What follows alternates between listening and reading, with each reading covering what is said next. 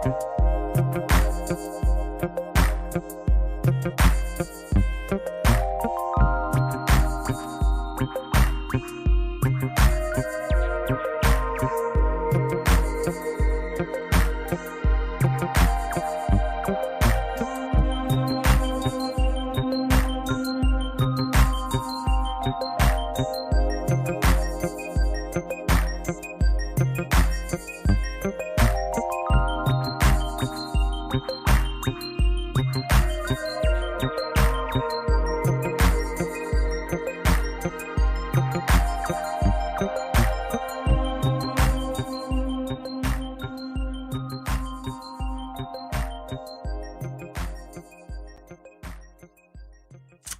right, how's everybody doing? That music you are hearing is titled Feeding the Ducks. I don't know what the duck situation is around this part of town, but let's.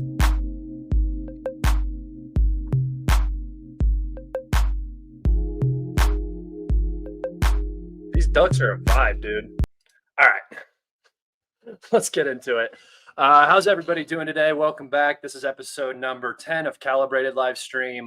We got a lot to talk about today. There's a lot going on, so we can get into it. If you guys hear my dog, sorry. The Great Dane, is going through an existential crisis right now where he's gained sentience, and now he's looking at himself in the mirror and very confused about who's in the mirror. It's a very odd situation. So if you hear something going on in the background, just ignore it. We got a lot to talk about today. I'm just going to pop us over to the map real fast so we can take a look at the map updates. Let's go. Ooh, holy cow. Holy cow. Okay. So I'm going to start us over down in Krinky, one of our favorite areas to start. Where is it? Where am I looking? Oh, too high. All right. Here we go. Cranky. So basically, right now, there is a tiny little sliver that looks like this that the Ukrainians currently have troops in, and then the rest of this is gray zone. So the Krinky bridgehead hasn't changed much, but there's not a lot going on in it. So that's where we're going to leave that. Over to the Robitny section, we have no movement. To the Novomikhailivka section, we do have a confirmed Ukrainian advance into what I had considered the gray zone. If you remember my old map, the gray zone extended out to here, down to there. The Ukrainians have recaptured this. There's confirmation of them in this area. And this is part of a broader counter attack operation that the Ukrainians are running. For a long time, the Russians have been on the initiative. They've had the initiative, and they've been forcing the Ukrainians. I keep zooming out too far. They keep forcing the Ukrainians to send reserves to Kupiansk, to Avdeevka, down to Robitny. Every time they attack somewhere different, the Ukrainians are forced to send reinforcements to those areas, push in reserves. And now the Ukrainians kind of have taken a different posture where they are counterattacking in a bunch of areas, trying to force the Russians to move around the map and exert resources in that way. Yes, this is live. Let's see. Zooming in here, we can see the situation around Avdeevka, which I do want to talk about how this breakthrough transpired. If you remember, there is one extremely well fortified area around Skatova, another one around this Zarska Ohota, and then further over here, we have 1, 2, 3 fortifications. So this whole area was supposed to be basically unpenetratable. Like that was the idea. Everybody was expecting the Russians to make more progress up on this end of the salient, but if you remember, I had said the whole time that the deepest part of the salient is where the Ukrainians have the hardest time logistically and responding with reserves, because they have to come all the way through the city. So that any breakthrough in this area would be extremely hard to deal with and would be the most influential to the Battle of Avdeevka. And as we've seen with the collapse of at least this section, once again, this is all my mapping is still unconfirmed. We're not getting any geolocations because of the amount of fighting that's going on in this area is crazy. So we do have confirmation that the air defense base has been captured. We do not have confirmation about this roundabout highway section with bridges and stuff that the Ukrainians use as a fortification. And then we do not have word on this area. However, with this development, this T0505 highway, which is the only supply route into the area, besides these fields that are easily, these small roads, dirt roads on these fields that are easily covered with Russian artillery and FPV drones, is blocked. So that means that this whole area is fighting for its existence right now, or has fallen, and we just haven't got the map updates. Interestingly enough, and I'll just talk about it since I'm on the map right now before I leave the map. We got videos today, and I will show them a little later, of the Russian operation and the plan that was hatched to actually break through in this territory, because the Russians were back over here. They ended up getting access to a 2-kilometer sewage pipe, some kind of piping. I don't know if it's not like it might not have been human waste sewage, but just like an underground pipe. And they cleared it out of the water and mud that was in it, and then pushed 2 kilometers behind enemy lines and came out somewhere in this area, which they then, came out, turned around, captured this basically without a fight, because the Ukrainians had no idea. They also took this without a fight. They captured a bunch of Ukrainians in this area. And then they further pushed up into these streets and are now fighting within Avdeevka in this zone. The reason why we haven't seen any continued breakthroughs is because the Ukrainians rushed every single available reserve into this area that was around this area.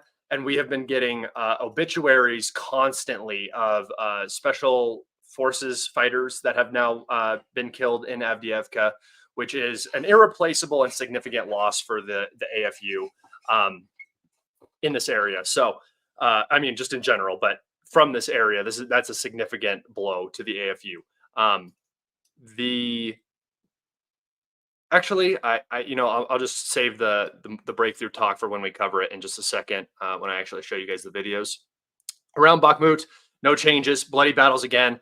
Remember, you're not going to see a lot of changes from the Russian side right now, because the Ukrainians are in this active operation phase where they are attacking everywhere. So in this area, we got some reports from Russian sources, so take it with a grain of salt, that the Ukrainians have been suffering immense casualties trying to recapture these areas, because unfortunately for the Ukrainians, with the fall of these areas, the city is now breached.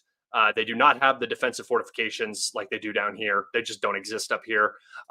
This area becomes incredibly hard to sustain if the Russians get up into this area. You'd have to do a long roundabout all the way down here. And on top of that, the Russians are now pushing down south of Kamyanka. So the situation in Avdeevka is getting worse and worse every day. The Ukrainians are doing what the Ukrainians always do. They're not taking any steps back. They're not retreating. I don't know if they really could retreat out of Avdeevka at this point. It's gone on for so long, and the noose is so tight now from so many different directions and areas. Any withdrawal could very easily turn into a rout. Any withdrawal could spell the collapse of this garrison, and that would be very, very consequential to the Ukrainian war effort. So I don't think we're going to see a withdrawal. We're going to see a bloody fight all the way through here, which is very beneficial to the Russians. Again, you have a salient where the Russians have greater artillery and aviation support, pounding Ukrainian positions all day long. Don't bark. Don't. Yeah, he's looking at himself in the mirror, trying to figure out who he is. So we have the situation is just deteriorating very quickly inside of Avdeevka, and the Ukrainians are just continuously pumping reserves into this area. Reserves were brought in from Orchitny to hold Avdeevka, the southern flank. But once this southern flank is gone, Avdeevka is pretty much gone. So really the important area that the Russians need to reach to end the Battle of Avdeevka is somewhere around here. So like less than a mile. They secure this tree line, or they get into the 9th district somehow. This road access right here will be cut via fire support with ATGMs and drones, and then Avdeevka falls because there's no more logistics into the city. So that should be the Russian goal right now. If they want to capture the city, if they want to keep bleeding the Ukrainians, just keep it open. We do have reported yesterday of a Ukrainian counterattack north of Stepove near Berdichi that almost reached the railway line. I did update my map. The Russians are not in this area quite yet. The Ukrainians are still holding this Dacha area, so it's hard for the Russians to push up. But the Ukrainians counterattacked right here. And one thing that I had talked about in my subscriber video on Twitter that I put out was that the Ukrainians are pushing on this northern section because obviously it's the shortest logistical area. And this could just be a small counterattack that really amounts to nothing. But it came at the same time that this development was occurring.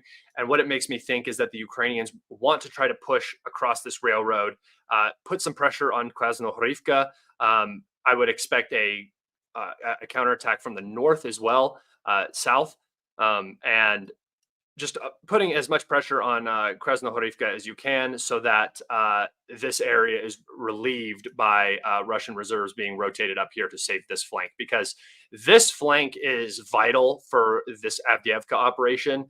These gains are not necessarily as vital, while they are more significant than any of this in terms of the actual continuation of the Battle of Avdeevka. The northern and southern flanks of this salient are the most important.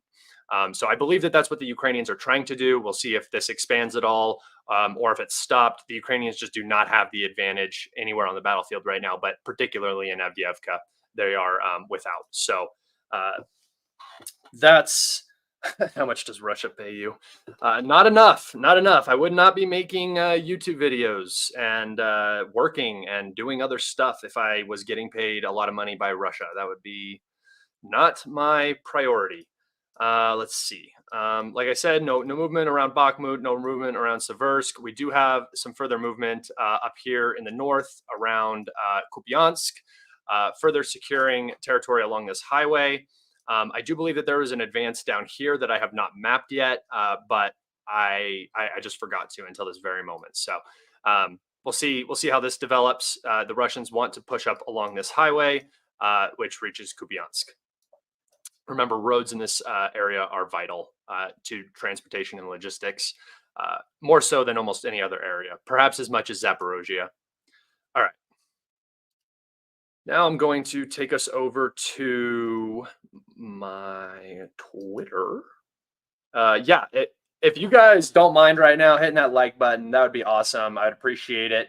It helps me get seen by more people, which helps my channel grow. And then, the content will just continuously get better and better. I appreciate everybody who's in here watching currently. If you guys also don't know, I just did an interview with Alex from History Legends. So if you guys want to go check out that's also on my YouTube page. Go find that video. It was a very good conversation. Hello. Want to say something? Want to say something? He's just a dog. He doesn't talk. All right. Let's go to Twitter. And let's go to bookmarks. All bookmarks. Okay. Let's see. Okay, so I wanted to talk about the IL-76 real fast and just cover all of the information that we have on it. This is the Russian Defense Ministry claim right here. Let's see, can you guys see that? Yeah, okay. So I'll just read it out from the Russian Ministry of Defense. So take it with a grain of salt. I'm just going to provide everybody's statements. Today at 11:15 a.m., the Kiev regime carried out a terrorist attack, shooting down a Russian military transport plane. I don't really think it's a terrorist attack because it's a military target, technically. transport plane that was flying to Belgorod airfield out of the Belgorod route to transport Ukrainian military personnel for an exchange. The aircraft was destroyed using anti-aircraft missile system by the Ukrainian armed forces in the Lipsy area of the Kharkov region. The radar equipment of the Russian aerospace forces observed the launch of 2 Ukrainian missiles. On board the aircraft were 6 crew members, 65 Ukrainian military personnel for the exchange, and 3 Russian military personnel accompanying them, basically armed guards.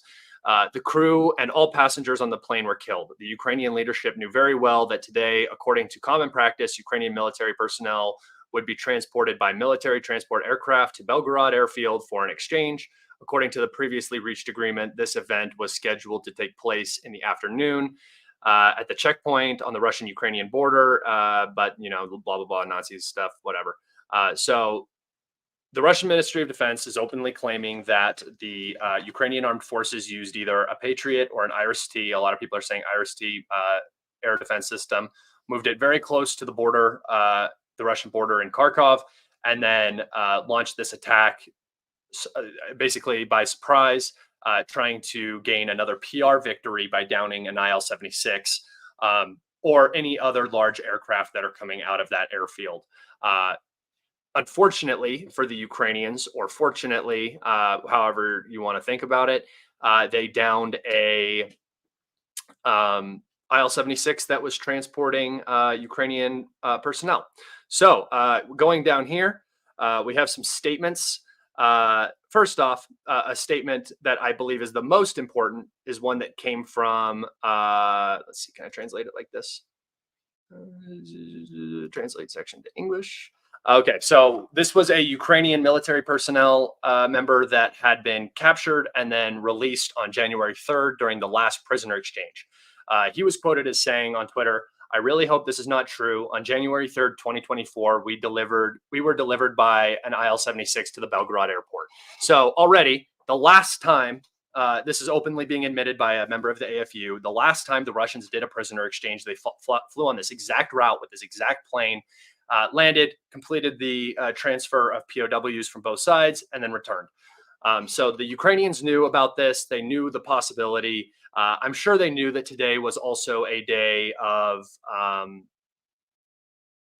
the exchange, because the Russians would not be lining these prisoners up for an exchange if the Ukrainian government hadn't agreed to it. So that's pretty damning evidence right there in and of itself. And then if we come down, we can hear one of the statements from the нині буквально кілька хвилин тому, але починаємо ми з термінової from інформації, a яка reporter. надходить до нас із Білгородщини, адже саме там нині буквально кілька хвилин тому з'явилася інформація про те, що військовий літак ІЛ-76 упав на Білгородщині. Усе почалося із повітряної тривоги, яку оголосили незадовго до того, як літак здійснив отрицательний взльот, як називають це окупанти іноді. І от близько 11-ї години стало відомо, що у Білгородській області впав російський військовий літак ІЛ-76. Російські медіа пишуть, що губернатор регіону та так званий МЧС виїхали до Корчанського району, де, ймовірно, і могло здійснити невдалу посадку у полі повітряне судно. Маємо невеличке відео ситуації на Білгородщині, тож давайте разом його переглянемо. Okay, so there's the plane crash, but outside of that, what I wanted to talk about was the Ukrainian claim that the Russians were using this IL-76 to transport S-300 missiles, which, if you guys remember, the S-300 missile, meme thing goes way far back. The Ukrainians have constantly used this idea that the Russians are launching S-300 missiles, which are air defense missiles, in a ground attack capability, which is extremely inaccurate according to them, and is why so many apartment buildings and playgrounds and churches and stuff like that get hit. When in reality, what that has been since the beginning of the war was a convenient way to excuse the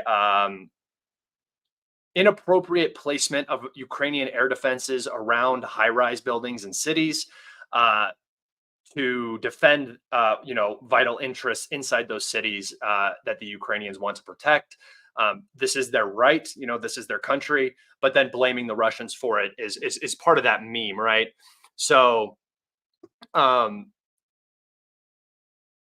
instead of transporting these S-300 missiles by, I don't know, train, like the Russians do all of their logistics, they instead decided to put them on a plane and fly them out of the Belgorod region, which is already the front line. I don't know where these S-300 missiles are going. If they were, spares, they would have been sent from further in the country, but no, they were sent from the Belgorod region, and just so happened to coincide on a day where the Ukrainians were planning an exchange. So now we have a statement from the Ukrainian Ministry of Defense. This one is also pretty damning. Today, an exchange of prisoners was supposed to take place, which did not take place. January 24th, 2024. Okay, so there was supposed to be a prisoner exchange. We have an open admission right here by the Ukrainian government that this was supposed to happen, right? We know it's supposed to happen. So they knew this plane was coming, which means that they shot it. If they shot it down, which they claimed they did, they took responsibility for it, that they knew that this prisoner exchange was supposed to happen. Apparently, they weren't informed that this plane was supposed to have POWs on it, and they shot it down thinking it was a military plane. And I'll explain why they did that, probably. I don't have 100% facts on this in the near future. If you look down here in these boxed areas, you can see, I'll just keep reading. According to the Russian side, this happened as the result of a downing of a Russian IL-76 plane, which was allegedly transporting prisoners. Currently, Ukraine does not have reliable or comprehensive information about who exactly was on board the plane and in what quantity. Yes, you did, because even the people that were just exchanged on January the 3rd knew what was going on, right? Yes, you did know what was happening. This is a lie, again. Let's see. So currently, Ukraine. Okay. For its part, Ukraine has fulfilled all agreements and properly prepared for the exchange. The Russian captured servicemen were on time and delivered to the designated exchange location where they were safe. And where were the Ukrainians? Where were they? Oh, in a field in Belgorod, because you shot down the plane that they were being transported on.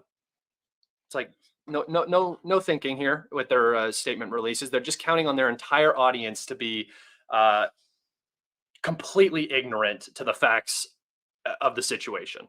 The security of our defenders, according to the agreement, was supposed to be ensured by the Russian Guard. At the same time, the Ukrainian side was not. It is noted that it is necessary to ensure the security of the airspace in the area of the city of Belgorod in a certain period of time, such as been the time in the past. So we didn't know that these guys were coming in, even though we were supposed to have an exchange, and they've done this with the same plane the last 7 prisoner exchanges. But for some reason, it's the Russians' fault that they did not secure the airspace, even though we brought up air defense systems to target this plane specifically. Ukraine was not informed about the number of vehicles, routes, and forms of delivery of prisoners. Prisoners are delivered by air, rail, and road. This is not true, at least as far as I've seen. Once the prisoners are in country, they are transported by road. But as far as I've seen, they always get taken by transport aircraft. So this is a very, very large omission right here from the Ukrainian government that that they knew. First off, they have to have known, because I knew about where these prisoners were coming from and where they were going to. If I know something like this, how do they not know, right? So they knew. They ignored it, and I will show you why I think that they ignored it. Up here, let's see. Did I put it in my bookmarks? I might not have. Hold on.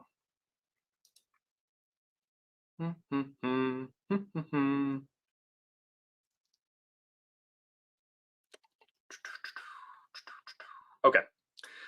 Here we go. So this is from Avdeevka on Twitter. Go follow him. He has me blocked because my page is kind of cancer, and anytime I retweet smaller, accounts that get swarmed with annoying pieces of garbage. So I totally understand why. But I screenshotted this from somewhere else. So representatives of the negotiation group of the Russian Defense Ministry, State Duma Deputy Shamsil, I'm not even going to try, okay, and General Sergei Ergorov were supposed to fly on the down plane. So this is what I would say is probably the primary reason why the Ukrainians targeted this plane. They were trying to get a Duma deputy, which is a big deal. That's a politician that's recognizable. It would be a blow to Russia. Not like he would be replaced tomorrow, but still, you don't want your Dumas, deputy Dumas getting killed off, and then a general, which is probably the major goal. They were supposed to be on this plane. They ended up not being on the plane. I don't know if they were on. According to the Russian Ministry of Defense, there were two separate planes that were flying in with prisoners. They could have been on that second plane. Their thing could have been canceled. Who knows, right?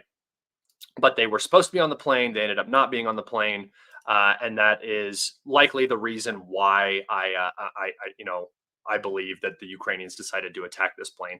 I believe that they would kill 65 of their own men in a heartbeat to kill a Russian general.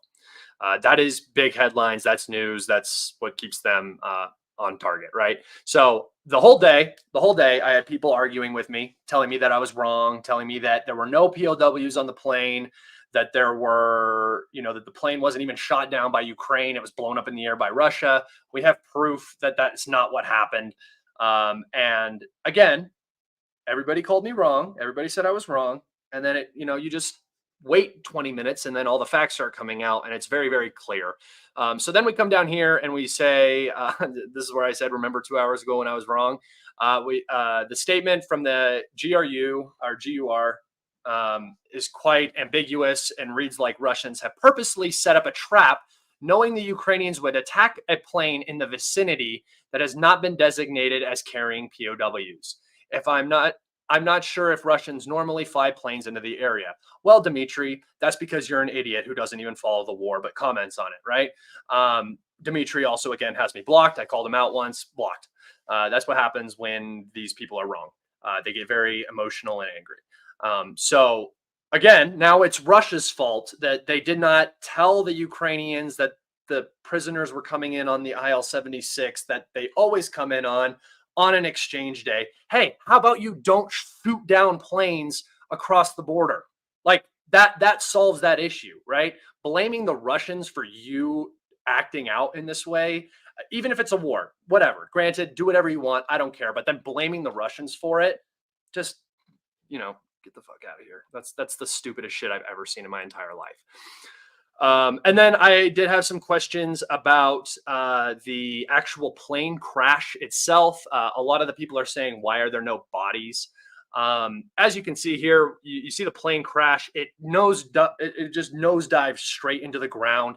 It was full of fuel. You can see right here, you can see the explosion, massive explosion, massive fireball.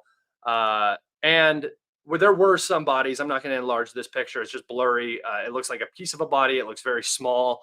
There were body parts spread around, but you could claim that those were the crew members and there were no POWs on board. Sure, fine. What I would like to talk to you about, though, we have not seen the actual crash spot where, this fireball occurred. We've just seen a debris field, a light debris field, and we don't know where exactly that's located. And then on top of that, we might have seen the crash site, but from far away, we haven't got a good look. And then on top of that, when you nosedive, I don't know, has anybody seen like an Audi on the Autobahn going, 130, 140, 150 kilometers an hour? I don't know. And then wrap itself around a pole. The people inside those cars are not really whole at all, I guess you would say. It's a lot of metal colliding with a solid object at a very fast speed. Imagine that, but at 300 miles per hour or 500 kilometers an hour, nose diving into the ground full of fuel. There's not a lot that's going to be left around. My dad is a pilot, and I've watched plane crash investigations my entire life. He's very, very interested in them. He says it helps him prevent himself from making the same mistakes that he sees other pilots make. So there's a whole TV show that was about it that he used to love, and he would go super in depth into this aircraft investigation stuff. And we actually talked about MH17. And so I wanted to talk about why, because a lot of people were saying, well, MH17 is the perfect example of how you can find bodies after a crash. This right here is not how the crash in Belgorod looks.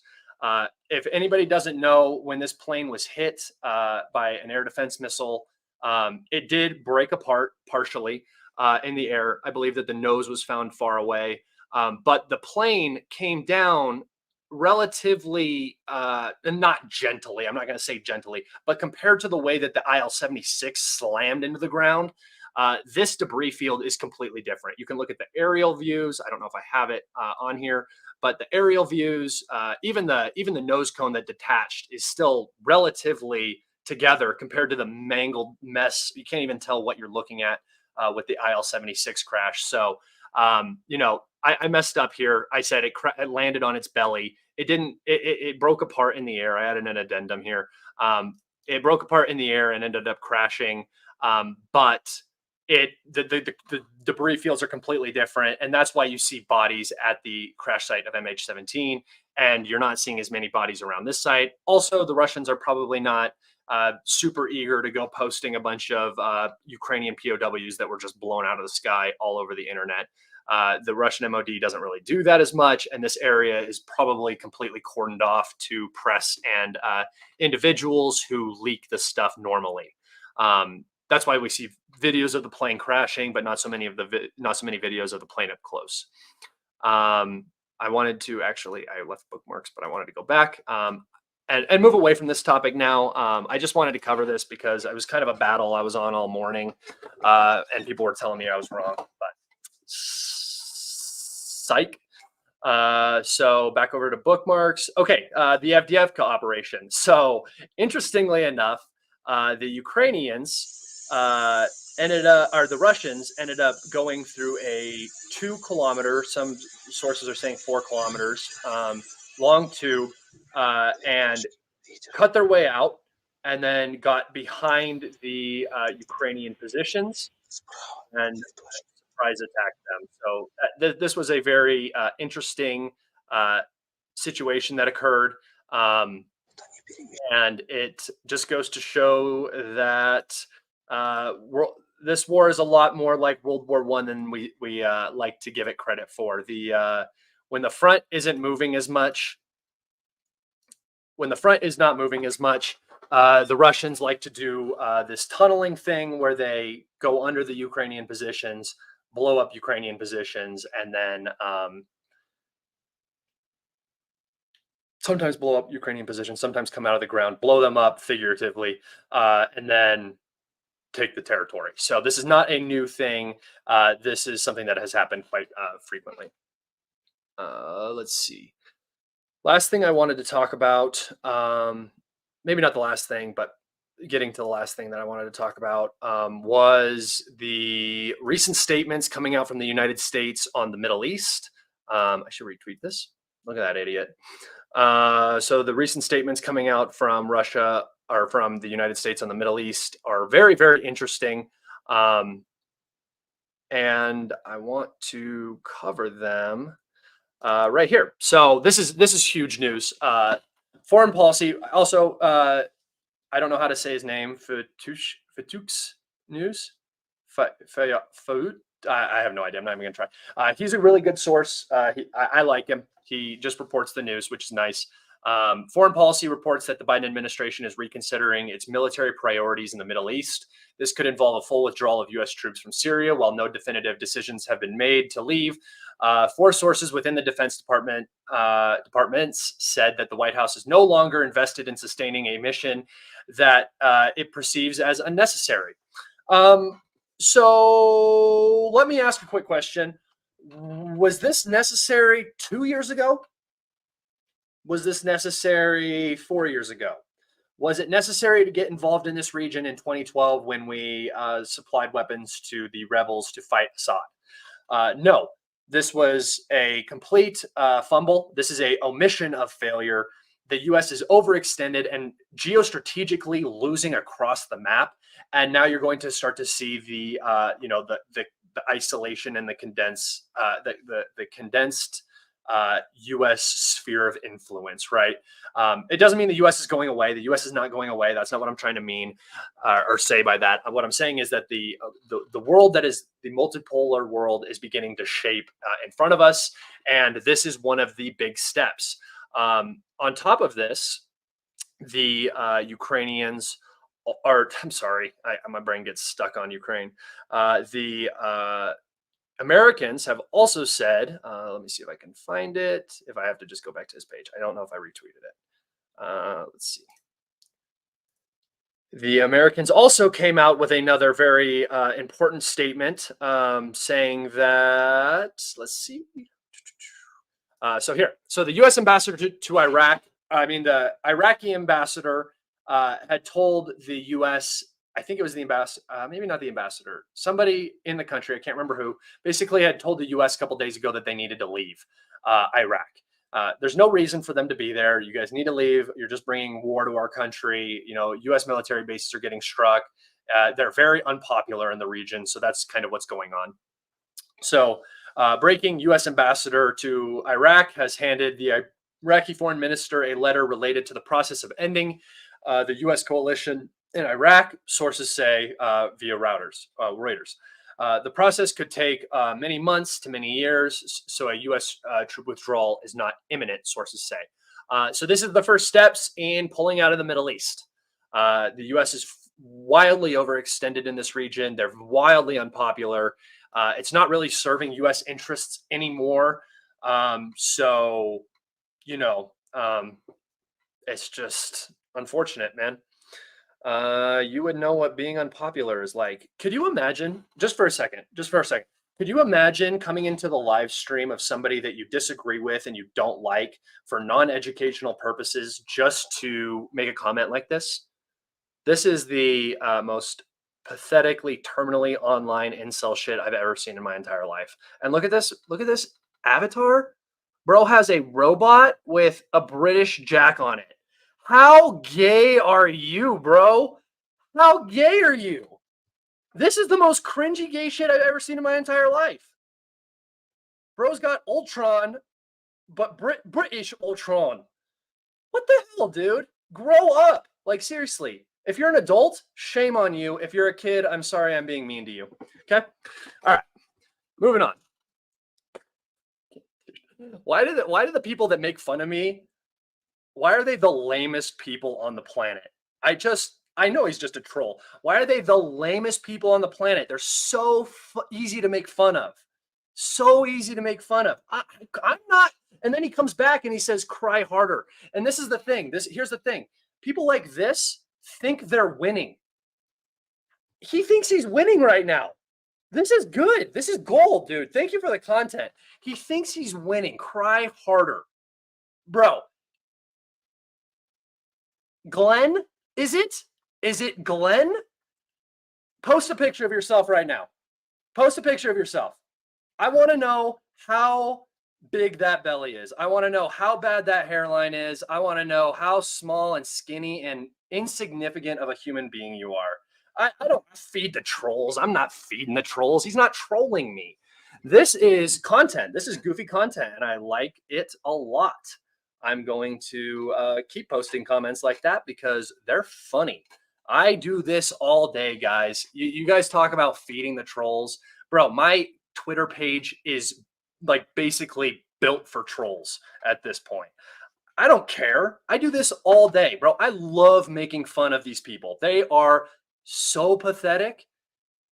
Like, I'm not like anything special, and these people are wildly below me. That's how unfortunate they are.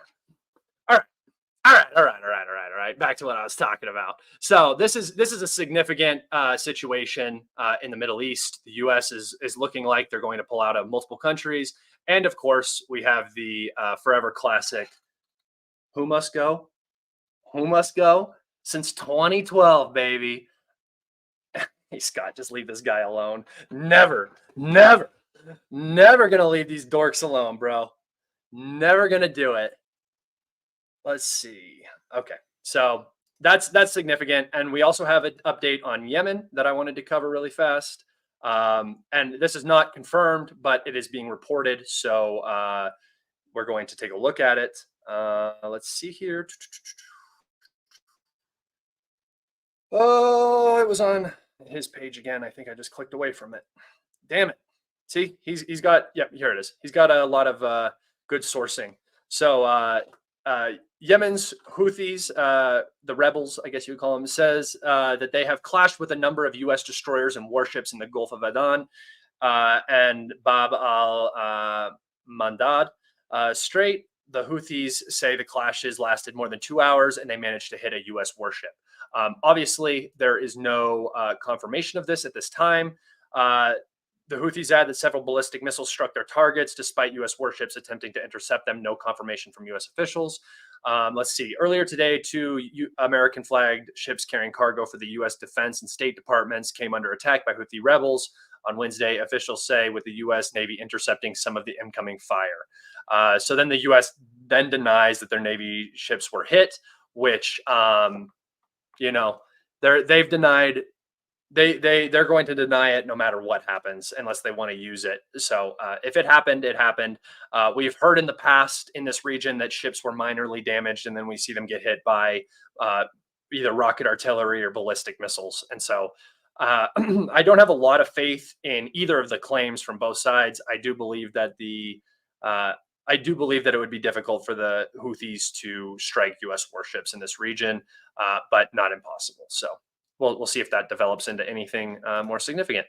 Other than that, I think we are in the section of questions. So if you guys have questions, hit me up. The steroids did not affect my hair loss.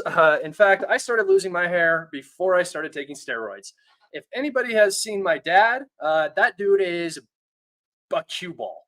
If anybody's seen my uncle, cue ball. My grandpa, cue ball. So my cousin, also no hair. We just got bad genetics in this family for hair. But guess what?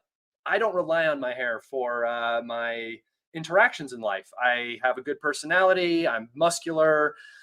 Things are going good for me. So we're good. Thanks, Glenn. Thanks, Glenn, for that little tidbit there. Let's see. All right. If you guys have questions and you want them answered, always super chats are greatly appreciated. It helps me out. It supports my work. But let's see if I can get into some here. Why is your penis so small? Haha. Ask my girlfriend about it. I don't know what I'm supposed to say. You want me to whip it out on camera because that's illegal. So no.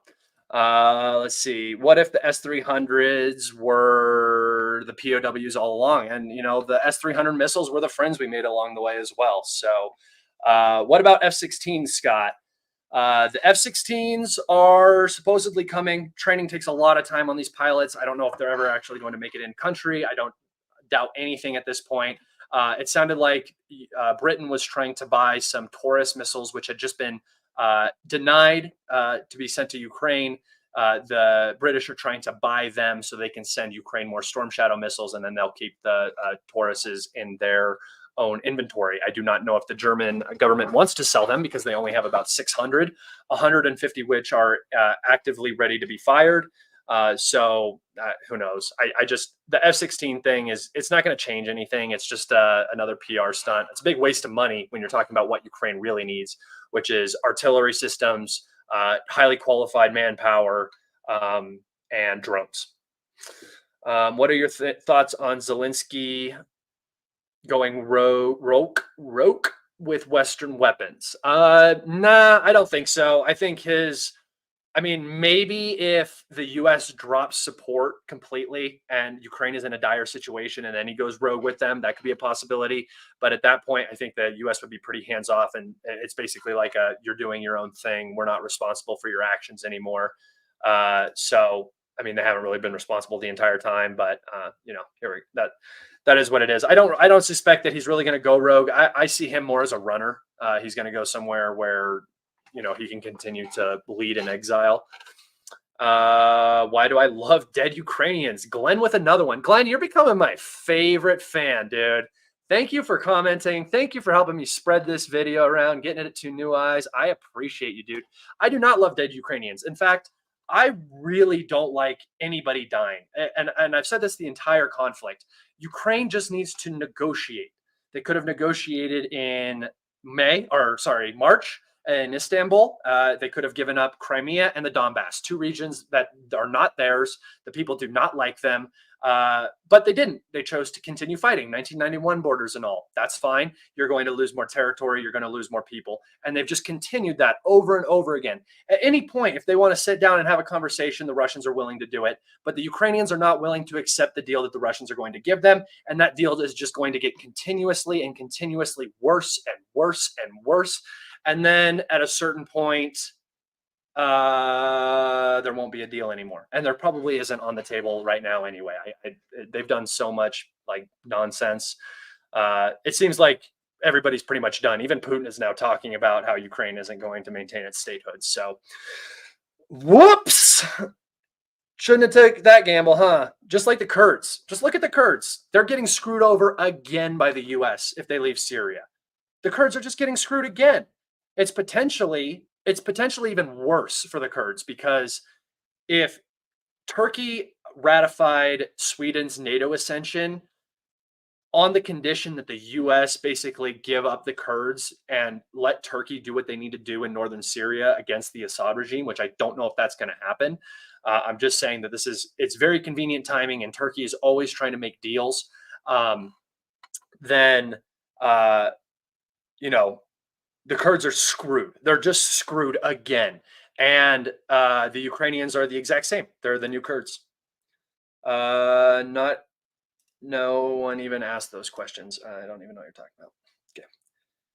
I love that guy. Glenn's sick. Thank you, Glenn. Russia just needs to leave Ukraine. Well, psych, they're not going to leave. So maybe try a different line of thought other than Russia should leave, because that's not going to happen. So we can live in fairy tale land and impossibilities all day. All right, Calibrated. You hear about the hilarity about the NASMs Canada doesn't have but promised Ukraine, but there are none in reserves and they take 2 years to build. Yeah, this is something when they said that they were going to deliver NASMs to Ukraine, I was very curious as to how, unless they really just bought them from somewhere and then gave them, or gave do they have a couple? Gave their own away, but they just don't have. It was just a virtue signaling thing. He actually rarely posts that content, Glenn. He's probably live on YouTube too. Sweet.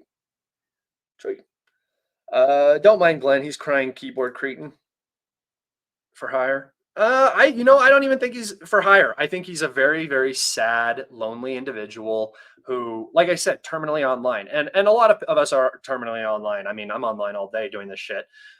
But these people are in here not enjoying my content to make fun of me, and that's extremely depressing. And I appreciate all of you guys who support me. You guys are the bomb, dude. I love you guys.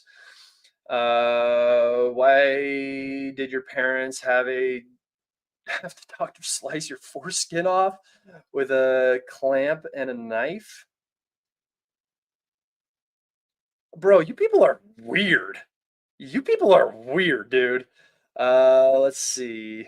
Oh, here we got it. Is this a question? Okay, yeah, let's throw this one up. How many years? Wait, where is this one?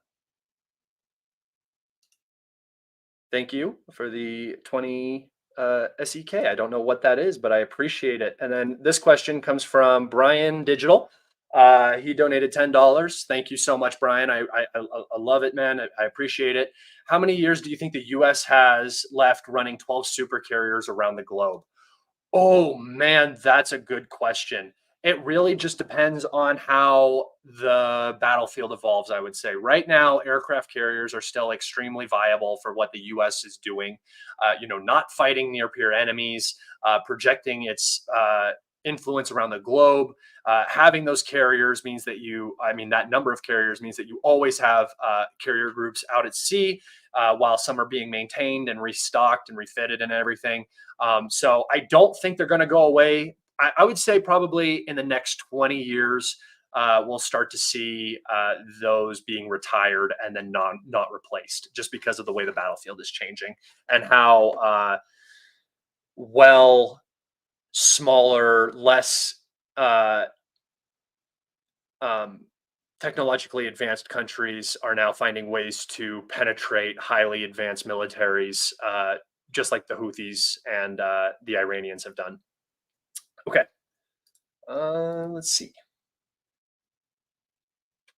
Let's see. Do you believe Alinsky taken hostage by MI6? No, I think that he just is doing their bidding because it's the only way he can stay alive right now.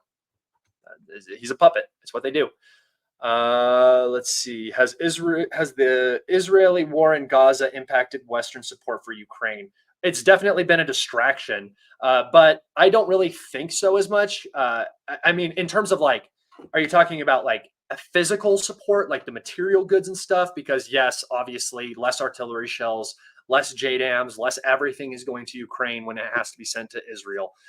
In terms of actual Western support, I think it was dying already. At the the U.S. population doesn't even care about Ukraine anymore. They cared about it for like 6 months, maybe.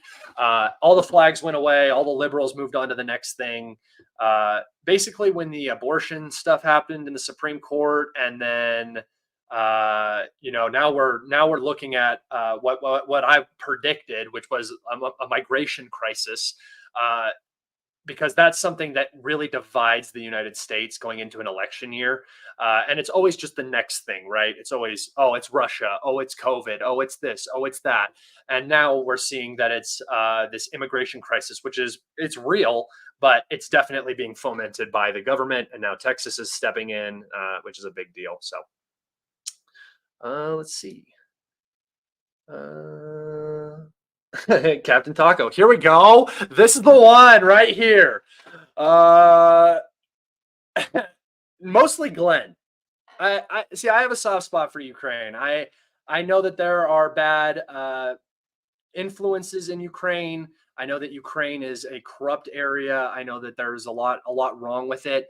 But when it comes down to it, we're all just people. That's the really shitty part about this, is that we are all just human beings, and a lot of the people dying in trenches right now just want to be home with their families. They don't care about being Russian or Ukrainian or any of this stuff. This is, these are all rich men's wars that are fought using poor men's bodies. So, fuck the Ukrainian leadership for sure. For sure. Fuck the Nazi influences in Ukraine for sure. Stefan Bandera, screw that dude. But in terms of the actual people, I'm just a softie. So let's see. Wouldn't it be smart for Zelensky to admit they took the plane down by mistake and blame it on Zaluzhny? Well, you don't really want to show that you're making mistakes. You don't really want to show that you're infighting. You don't want to show that you screwed up and you killed your own dudes. So no, I don't think they want to admit it's a mistake. And it's still they took down a Russian plane, which is still bragging, right? They don't care about those dudes. They wrote those dudes off as dead. They write their dudes off that are in the trenches as dead. So, yeah. Let's see. Any more questions? You guys get them. Throw them in. And once again, I really appreciate everybody who donates for asking questions, the super chats, the super thanks. It makes me honestly feel kind of good. I don't care about the money so much. It does help, but I would be doing this if nobody was donating or anything. But it just makes me feel like you guys really appreciate the information and the time that I put into this. So I really, really do appreciate everybody doing that. When do you think Avdeevka will fall? I've said this before. I don't think Avdeevka is on a timetable for the Russians. I think Avdeevka, just like Bakhmut, is a tool that the Russians will use to further degrade the Ukrainian military. Keeping the war very boring as well really hurts the Western support. Americans get bored very easily, and so this is sort of the situation where the Russians don't want to lose their own men in these massive assaults and offensives like the Ukrainians did in the summer. They don't want to push into areas unnecessarily quick. And if they start taking a bunch of territory really fast, it might invoke a Western response. Let's see. Sarah Ashton, Carrillo, Mary Snogger, kill. Oh, man. Oh, man. Oh, first off, snog is so gross. That's such a gross way to talk about sex, snog. But yeah, I probably have to go with kill, but I don't want to kill anybody. So, all right. Why do you only post pro-Russian content? I don't. I actually posted 2 Ukrainian advances recently, and I talked about Ukrainian advances in my map. If you go and look at my map, you can see where the Ukrainians are advancing. Unfortunately, Glenn, the pro-Russian information space when I started in this, started doing this was extremely dry.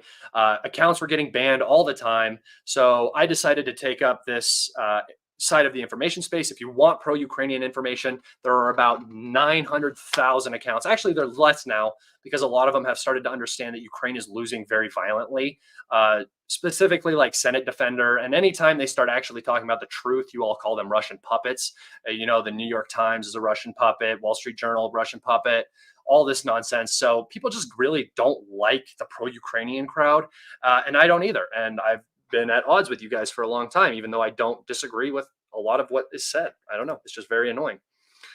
Thanks for the answer, Scott. No problem, man. I appreciate you being here. Snog means kiss. Calm down. Oh, does it? Is that what snog means? I thought snog meant like getting it. Yeah, still no. Still no. Oh, Glenn is back again. Yeah, he's not going anywhere, dude. This is the thing you don't understand about these people is they don't know when they're losing and they don't know when to give up. Like they have no self-reflection. They don't play devil's advocate with themselves. They're basically like ideologically driven room temperature IQ bots. Basically the NPC meme, right? If it's not directly on par with their narrative, then you're wrong and there's no possible way you can be right. And that's what I experienced all day with that IL-76 that was shot down. So how will the pro-Ukrainian crowd react when Ukraine collapses? They will fucking disappear. It's what happens. People cannot stand being wrong, and when it's so blatantly clear that they were wrong, they will just leave. They'll just switch to something else. People are already doing it. I mean, look at Sarah Ashton Carrillo. She's on the border now. Obviously, the Ukraine stuff didn't work out. She saw the writing. He saw the writing on the wall, whichever, if she's wearing or he's not wearing a wig one day or the next. Grifters grift. They moved on, right? They just moved on to the next thing. They're just gay. Yep.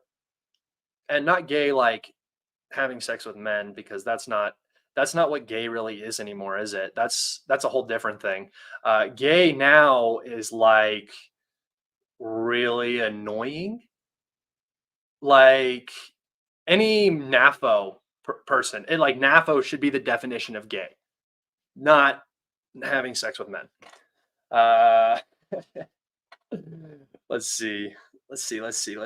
Questions.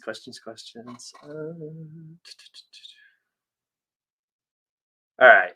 We've been going for, an hour. Holy cow. I was into this one.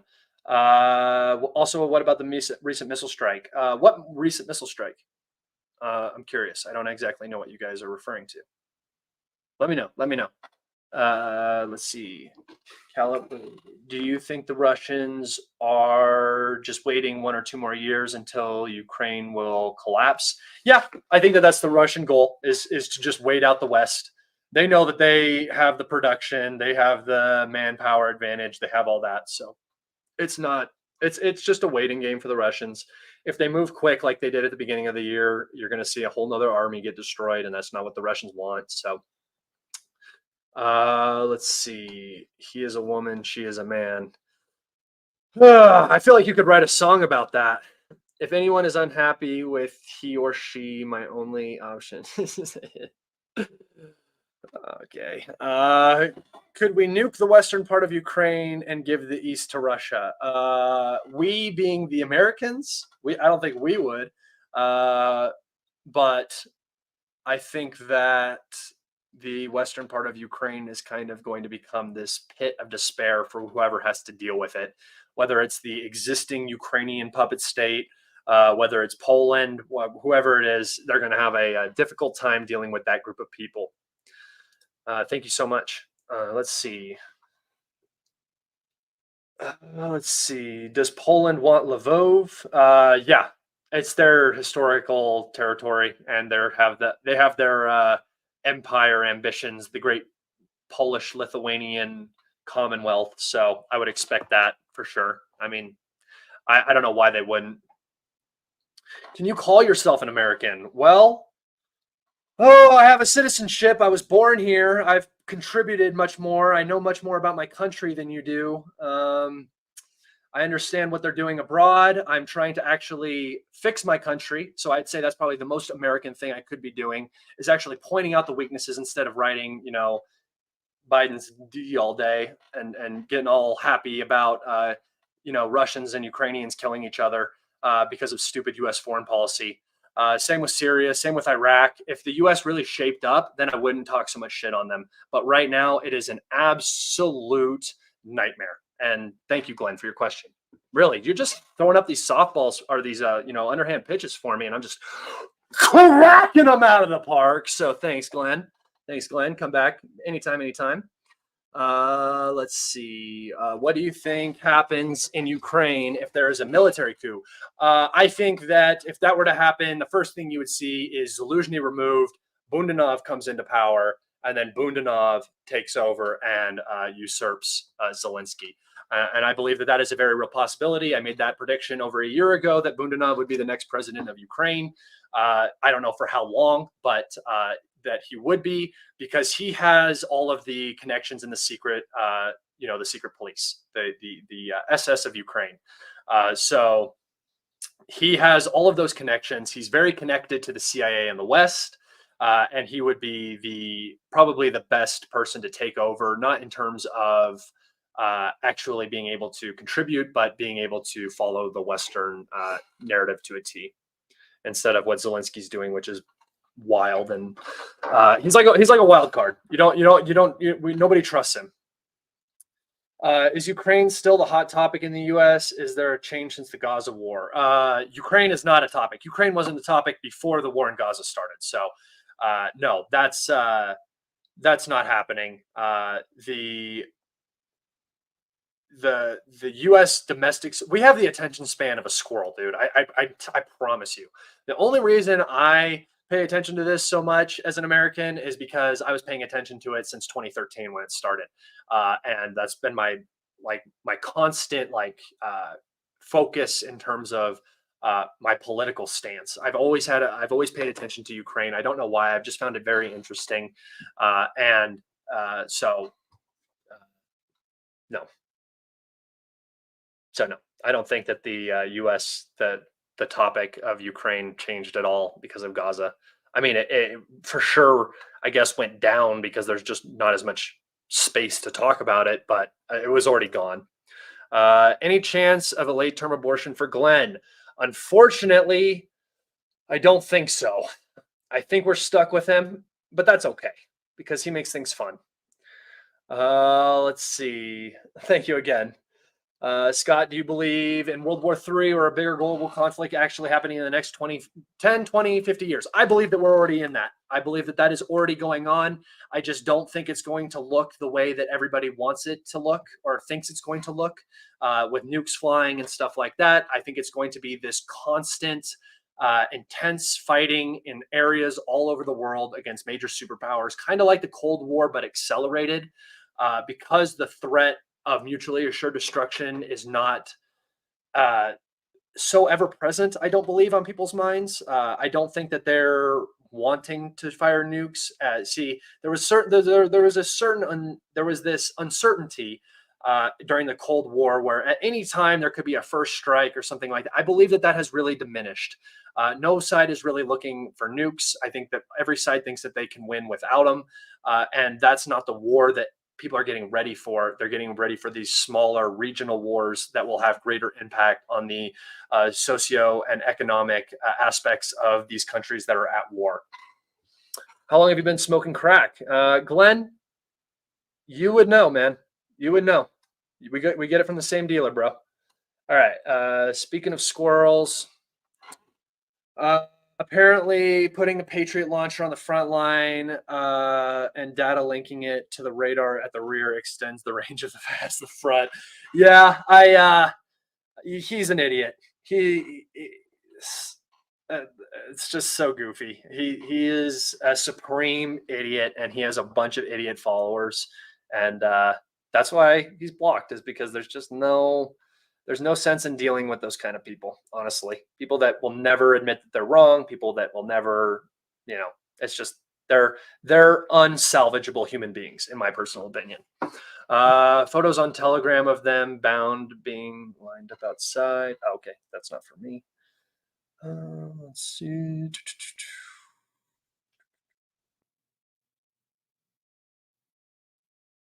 Oh, I have a mechanical keyboard too. Somebody just said typing it as mechanical keyboard. I got that thing on me. I keep that thing on me as well. All right, any more questions? Let's see. Aiden, what happened in Bucha really, and is there any proof?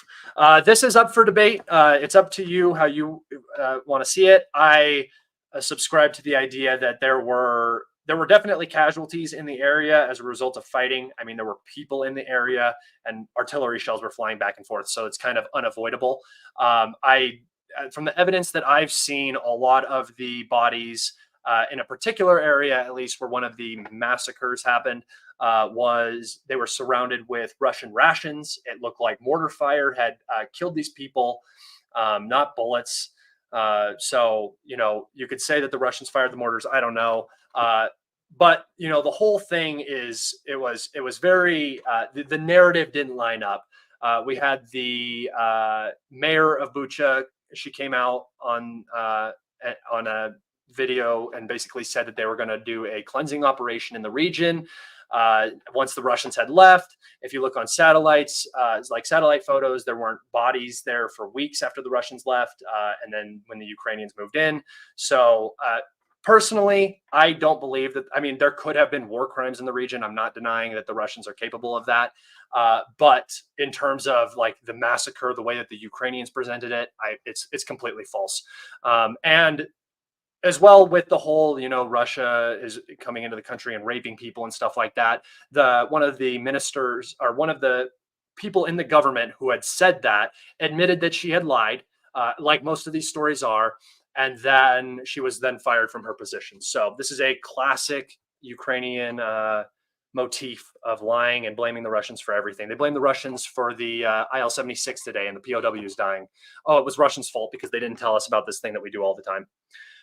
Tell me more about how you like to whack off to dead Ukrainians. So this right here, this is projection. I see these kind of comments a lot. This is somebody who really likes to actually watch Russians die, and they project this onto me because I'm on the other side of their argument. So thanks, Glenn, again. Great projection. I love it. Yes, and white bands on the bodies, which means that they were friendly to the Russians, and that's probably why they got shot. Let's see. Took the mayor a day or two. Yeah, it did.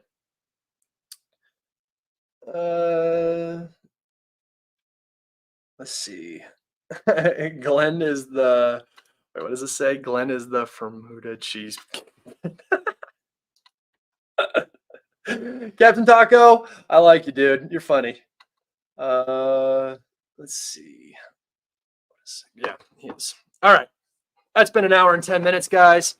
I appreciate everybody. I will try to get on tomorrow and do another one. I will not be here. I will not be doing a live stream Friday, Saturday, or Sunday. I will still be posting, but I have some stuff to do this weekend, so I will not be around for a live stream or a video. I'm going to try to get a video up over the weekend, perhaps record one earlier so that I can give you guys some content. If you guys follow me on Telegram, Twitter, Patreon, make sure you guys subscribe to my YouTube and like and comment, please, on everything. It helps me so much. Thank you, everybody. I appreciate you. I'm going to keep working hard for you, and I will see you on the next one. Bye.